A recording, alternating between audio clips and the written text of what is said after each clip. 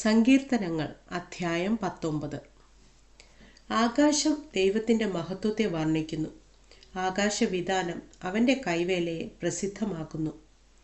പകൽ പകലിന് വാക്കുപൊഴിക്കുന്നു, രാത്രി രാത്രിക്ക് അറിവ് കൊടുക്കുന്നു. ഭാഷണമില്ല, വാക്കുകളില്ല, ശബ്ദം കേൾപ്പാനുമില്ല. ഭൂമിയിൽ എല്ലായിടവും അതിൻ്റെ അളവ് നൂലും ഭൂതലത്തിൻ്റെ അറ്റത്തോളം അതിൻ്റെ വചനങ്ങളും ചെല്ലുന്നു. അവിടെ അവൻ സൂര്യനൊരു കൂടാരമടിച്ചിരിക്കുന്നു. അത് മണവറയിൽ നിന്ന് പുറപ്പെടുന്ന മണവാളന് തുല്യം. വീരനെപ്പോലെ തൻ്റെ ഓട്ടമോടുവാൻ സന്തോഷിക്കുന്നു. ആകാശത്തിൻ്റെ അറ്റത്തു നിന്ന് അതിൻ്റെ ഉദയവും അറുതി വരെ അതിൻ്റെ അയനവുമാകുന്നു.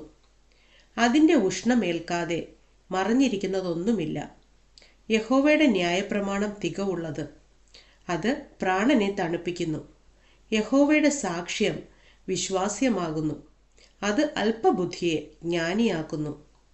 യഹോവയുടെ ആജ്ഞകൾ നേരുള്ളവ, അവ ഹൃദയത്തെ സന്തോഷിപ്പിക്കുന്നു. യഹോവയുടെ കൽപ്പന നിർമ്മലമായത്, അത് കണ്ണുകളെ പ്രകാശിപ്പിക്കുന്നു. യഹോവ ഭക്തി നിർമ്മലമായത്, അത് എന്നേക്കും നിലനിൽക്കുന്നു. യഹോവയുടെ വിധികൾ സത്യമായവ, അവ ഒട്ടൊഴിയാതെ നീതിയുള്ളവയാകുന്നു.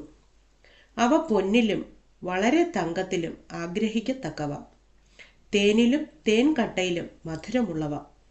അടിയനും അവയാൽ പ്രബോധനം ലഭിക്കുന്നു. അവയെ പ്രമാണിക്കുന്നതിനാൽ വളരെ പ്രതിഫലം ഉണ്ട്. തൻ്റെ തെറ്റുകളെ ഗ്രഹിക്കുന്നവൻ ആർ? മറഞ്ഞിരിക്കുന്ന തെറ്റുകളെ പോക്കി എന്നെ മോചിക്കണമേ. സ്വമേധാ പാപങ്ങളെ അകറ്റി അടിയനെ കാക്കണമേ.